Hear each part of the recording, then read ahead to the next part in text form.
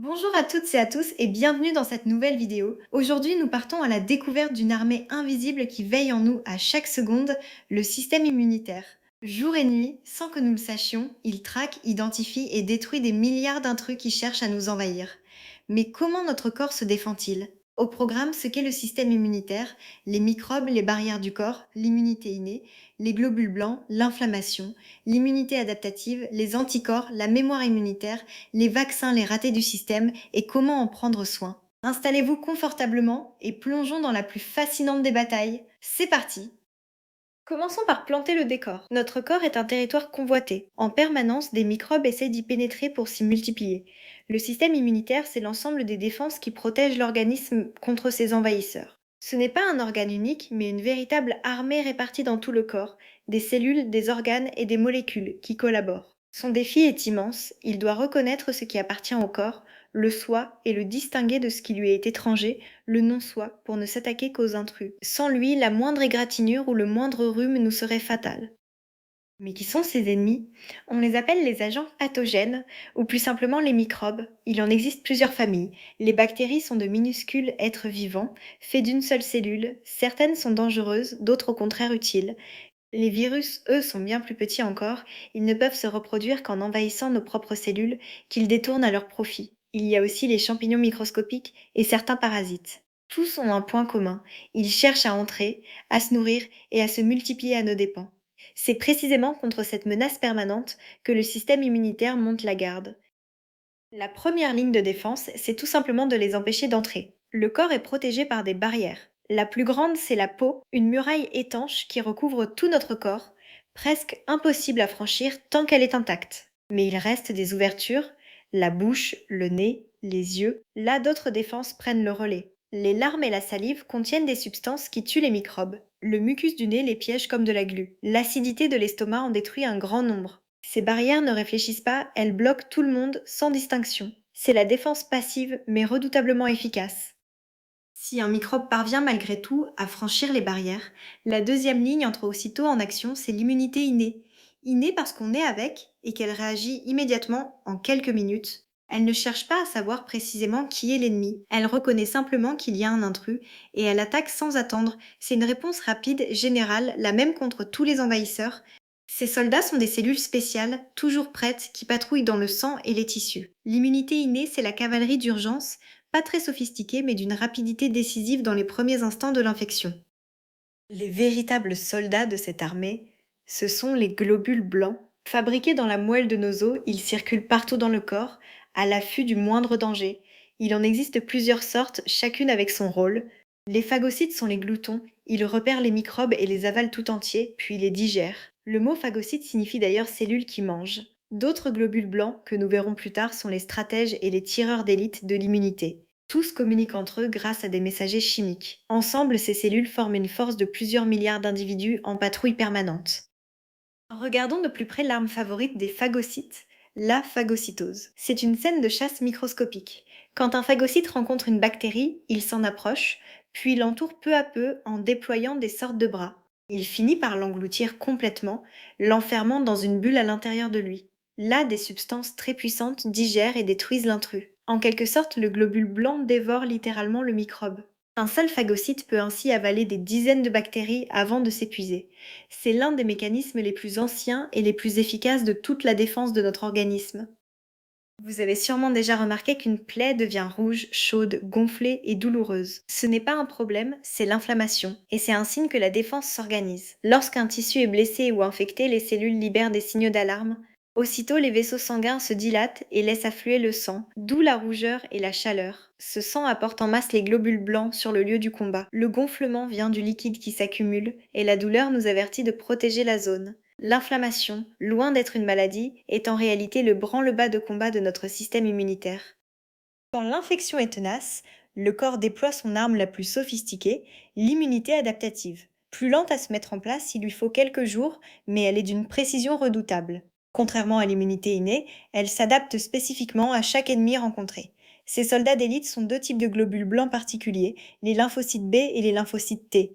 Les uns fabriquent des armes sur mesure, les anticorps, Les autres traquent et tuent les cellules infectées. Mais le plus extraordinaire, c'est que cette immunité apprend et qu'elle se souvient. Elle garde en mémoire chaque ennemi qu'elle a vaincu. Penchons-nous sur l'arme secrète des lymphocytes B, les anticorps. Imaginez de minuscules protéines en forme de Y.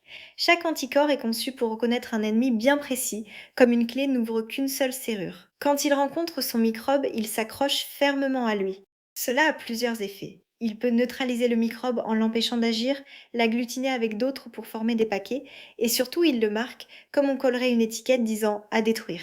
Les phagocytes repèrent alors ces étiquettes et viennent dévorer les intrus marqués. Les anticorps ne tuent pas directement, ils désignent les cibles avec une précision absolue.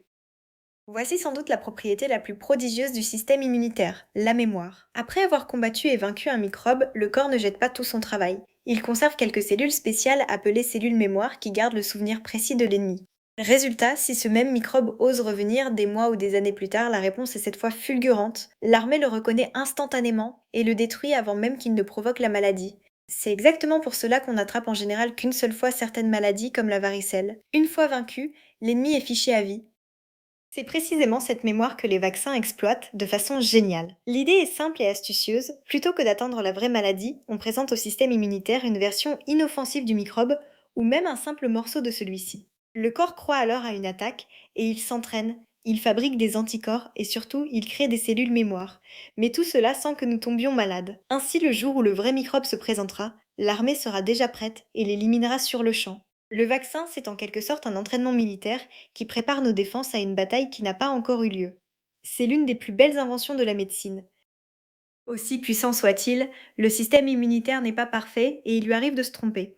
Parfois, il réagit de façon excessive à des choses pourtant inoffensives, comme du pollen ou un aliment, c'est l'allergie. Parfois, plus grave, il se trompe carrément de cible et attaque le corps lui-même, comme s'il ne reconnaissait plus le soi. Ce sont les maladies auto-immunes. A l'inverse, certains microbes, comme le virus du sida, sont capables de s'attaquer directement aux soldats immunitaires, affaiblissant nos défenses. Comprendre ces ratés est aujourd'hui l'un des grands chantiers de la recherche médicale pour mieux soigner allergies et maladies du système immunitaire. La bonne nouvelle, c'est que nous pouvons aider notre armée intérieure à rester en forme. Quelques habitudes simples renforcent notre immunité. Une alimentation équilibrée, riche en fruits et légumes, fournit aux cellules les matériaux dont elles ont besoin. Un sommeil suffisant est essentiel. C'est en grande partie la nuit que le système se régénère. L'activité physique régulière stimule la circulation des globules blancs. A l'inverse, le stress prolongé et le manque de sommeil affaiblissent nos défenses. Et bien sûr, l'hygiène de base, comme se laver les mains, réduit le nombre de microbes qui tentent de nous envahir. Prendre soin de soi, c'est prendre soin de son armée.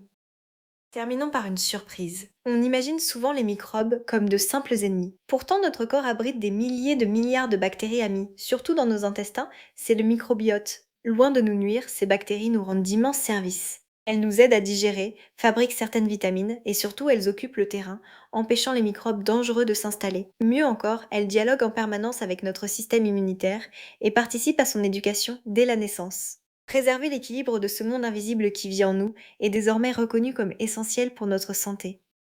Prenons un instant pour mesurer ce prodige. À chaque seconde de votre vie, sans le moindre effort conscient de votre part, des milliards de cellules patrouillent, identifient, communiquent et combattent pour vous maintenir en vie. Ce système est capable de reconnaître des millions d'ennemis différents, d'apprendre, de se souvenir et de s'adapter à des menaces qu'il n'a jamais rencontrées. Aucune armée humaine n'atteint une telle efficacité, et tout cela se déroule en silence, en vous, en ce moment même. Le système immunitaire est sans exagérer l'un des chefs-d'œuvre les plus aboutis de toute l'évolution du vivant. Récapitulons. Le système immunitaire est l'armée qui défend notre corps contre les microbes. D'abord, les barrières comme la peau empêchent l'entrée des intrus. Ensuite, l'immunité innée réagit vite et de façon générale avec les globules blancs qui dévorent les microbes par phagocytose. Puis l'immunité adaptative, plus lente mais précise, fabrique des anticorps sur mesure et garde la mémoire de chaque ennemi. C'est cette mémoire qu'utilisent les vaccins pour nous protéger à l'avance. Enfin, des bactéries amies, le microbiote, collaborent avec nos défenses. Une armée invisible, intelligente et inlassable qui veille sur nous à chaque instant. Voilà qui conclut notre exploration du système immunitaire.